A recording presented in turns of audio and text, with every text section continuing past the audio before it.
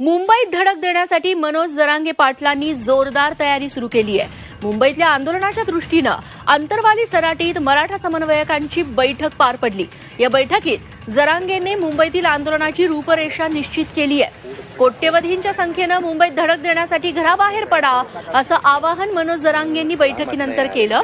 ज्या दिवशी आम्ही मुंबईत येऊ त्या दिवशी मुंबईच्या वेशीवर मराठा आंदोलकांनी सज्ज राहावं। 200 वकील आणि डॉक्टरांच्या टीमची गरज असेल। 3000 महिला स्वयंसेवक मदतीसाठी हव्या अशा सूचना जरांगे पाटलांनी केल्या।